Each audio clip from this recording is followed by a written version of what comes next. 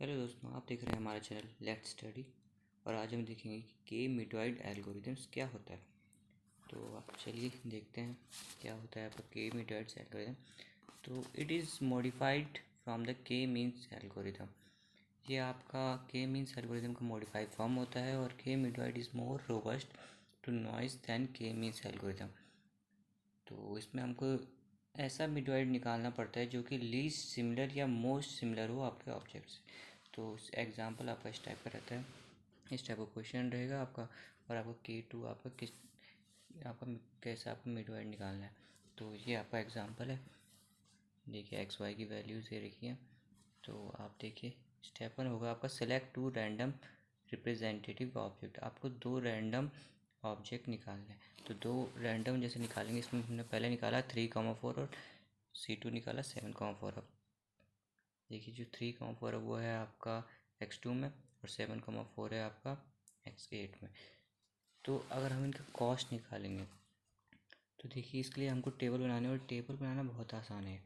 कैसे बनाना है इस टेबल को, जो आपने 2 ऑब्जेक्ट यहाँ रैंडमली सेलेक्ट किए थे उन दोनों टेबल्स की रो को पूरा ही डिलीट कर देना है। जैसे कि आपका 3,4 था वो आपका x2 पे था, तो देखिए x1 के बाद सीधे x3 आया है, और 7,4 था उसके वो था x8 पे, तो x7 के बाद सीधे x9 है। तो बाकी जैसा क्वेश्चन था एज इट इज़ xy की वैल्यूज उतार देनी है। उसके बाद क्या करना है आपको, यहाँ पे जैसे ये C1 लिखना है ऊपर, और C1 के बाद इन 3 को पूरी लाइन में लिख देना है, और इस साइड यहाँ पे 4 को पूरा लिख देना है। उसके बाद जो कॉस्ट निकालना है, कॉस्ट निकालने का फॉर्मूला होता है mod A minus C plus mod B minus T. तो ये कैसा होता है, देखिए ये पहले वाला आपका ये सारे A है, B C और ये D। तो A minus C B minus T, तो ये प्लस करना है, जैसे A minus C mod plus B minus T. वैसे देखेंगे पहले वाले में जैसे देखा A माइनस सी यानी 2 माइनस 3 -1 होगा, मॉड के अंदर तो प्लस हो जाएगा यानी 1 होगा, प्लस 6 माइनस 4 यानी कि 2, 2 प्लस 3 2 प्लस 1 3। इस टाइप से सब में करेंगे। देखिए इसका 3 आया, इसका 4 4 5 3 5 6 6, तो ये आया। उसके बाद हम देखिए हम दूसरी टेबल बनाएंगे C2 के लिए, मीन्स जो हमने दूसरा ऑब्जेक्ट हमने चूज़ किया था यहाँ पे C2 7,4 के लिए। तो सेम एज इट इज़ आपको एक्स वाई की वैल्यूज़ लिखनी है। उसके बाद C2 में जो आपको क्या है, यहाँ पे 3 4 लिखा था वहाँ पे 7 4 लिख देना है। इस पूरी लाइन में 7 आएंगे और दूसरी वाली पूरी लाइन में 4 आएंगे। उसके बाद डिस्टेंस या कॉस्ट फार्मूला जो है इसमें mod A minus C plus mod B minus T, same as it is A minus C यानी कि 2 माइनस 7 यानी कि 2 माइनस माइनस 5 होगा, मॉड के अंदर 5 हो जाएगा, प्लस 6 माइनस 4 यानी 2 5 प्लस 2 7। तो ऐसे ही सब में लगाना है, तो 7 8 6 इस टाइप से है। उसके बाद जब ये टेबल बन जाएगी, now compare cost of C1 and cost C2 for every I select minimum 1। अब क्या करना है आपको, जो कॉस्ट आई आपकी ये इन इन सभी कॉस्टों को आपको कंपेयर करना है। C1 जो C1 के लिए जो कॉस्ट आई ये सारी की सारी, तो जैसे 7 था पहले का और उसमें था 3, 7 3 को कंपेयर करोगे, जो छोटा होगा उनको सेलेक्ट कर लोगे। तो उसमें 3 था हो गया, फिर 8 और 4 में 4, 6 और 4 में 4 को सिलेक्ट करेंगे, फिर 5 3 में 3, जैसे इन सब में सेलेक्ट कर लेंगे। आपको एक एक नंबर हमने सेलेक्ट कर रखा है। उसके बाद आप क्या करोगे, उसके बाद आपका स्टेप 2 है देन क्लस्टर्स। उसके बाद आप क्लस्टर्स बनाओगे। क्लस्टर्स कैसे बनेंगे, जैसे आपने जो पहला आपका था, पहला आपने जो सिलेक्ट किया था उसके यहाँ देखिए 3,4 और 2,6। तो 3,4 और दूसरे वाले में क्या है 3,4 3,8 और तीसरे वाले में 3,4 4,7। तो आपका 3,4 कॉमन आ रहा है, 3,4 कॉमन लेंगे। देन उसके अलावा क्या कहता है 2,6 3,8 4,7, ये चारों आ जाएंगे।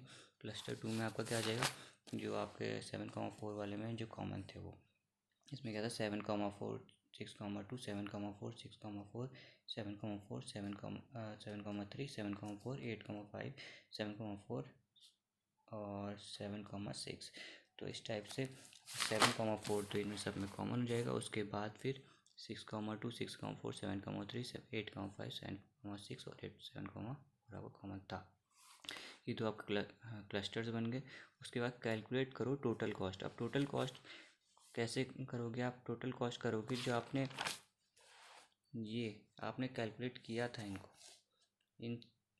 अब तो क्लस्टर 1 में जो ये था 3,4 और 2,6, इसका आपका 3+4+4 इन तीनों को ऐड करोगे, प्लस आपका जो आपका सेकंड यहाँ पे सेकंड 7,4 वाले टेबल में जो कॉस्ट को सिलेक्ट किया था आपने, उनको ऐड करोगे।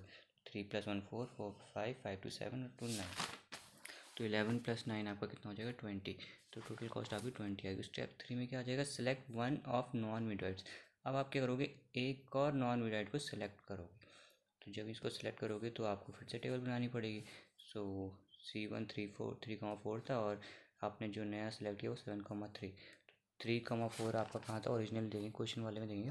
3,4 आपका X2 में ही था और 7,3 आपका X7 में। तो आपकी जो टेबल बनेगी, अब टेबल में से आपका X2 गायब हो जाएगा एंड X7 गायब हो जाएगा। तो XY एज इट इज़।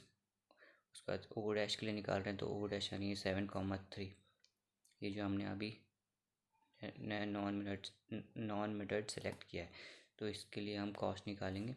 तो ये 7,3 लिख दिया हमने। उसके बाद डिस्टेंस कॉस्ट फॉर्मूला क्या है? mod A - B plus mod B - T, sorry mod A - C plus mod B - T। तो इस टाइप से निकालना है आपको, सारे निकाल लेंगे।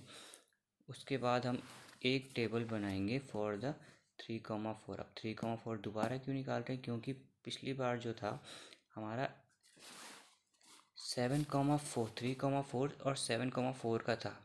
इस बार हमारा जो टेबल बन रही है वो 3,4 और 7,3 के लिए बन रही है।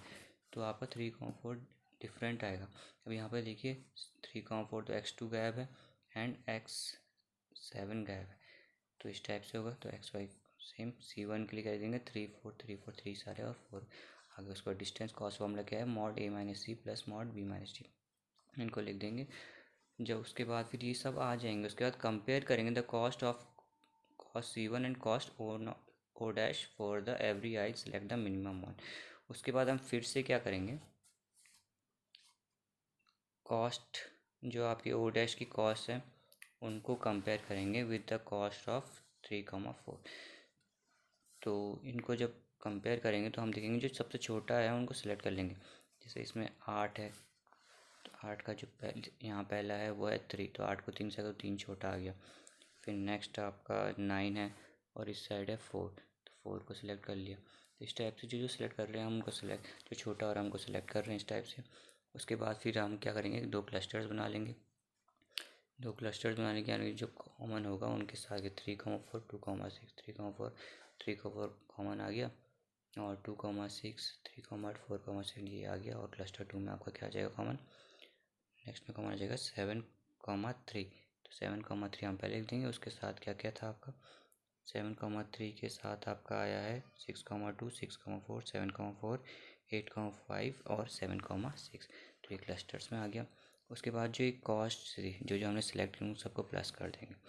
प्लस करके हमारे इस बार आ रहा है 22। पिछली बार क्या था? 20।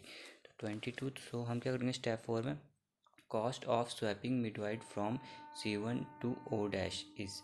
अब C1 से O डैश तक स्वैप करने की जो कॉस्ट है वो कितनी लगेगी? वो टोटल कॉस्ट आएगी हमारी current total cost minus post total cost. Current जो कॉस्ट आई है माइनस उससे करेंगे, इससे पहले जो टोटल कॉस्ट आई थी उसको माइनस करेंगे। तो 22 इसलिए आई थी 20 - 20। तो हमारी यहाँ पे पॉजिटिव आ रही है। अब जब पॉजिटिव आ रही है तो so moving O dash could be bad idea. तो एक और मिडवाइड की तरफ जाना आपको बैड आइडिया हो सकता है। So previous choice was good. तो जो हमने पहले मिडवाइड लिए थे वो हमारा चॉइस अच्छी थी। तो यहीं पे हमारा क्वेश्चन ख़त्म हो जाएगा। लेकिन अगर हम यहाँ पे हमारी पॉजिटिव वैल्यू ना आके नेगेटिव आती तो हम क्या करते? एक और मिडवाइड को किसी को कंसिडर करते। तो ऐसे ही ये प्रोसेस चलती रहती जब तक कि ये वैल्यू नेगेटिव आती रहती। जब तक पॉजिटिव नहीं आता तब तक हम कंटिन्यू रखते। तो ऐसे ये क्वेश्चन होता है और जैसे ही पॉजिटिव आया आपका आंसर आ जाएगा। तो दोस्तों अगर आपको के मिडवाइड का टॉपिक समझ में आया है तो प्लीज़ वीडियो को लाइक शेयर कीजिए, हमारे चैनल को सब्सक्राइब कीजिए। थैंक यू दोस्तों।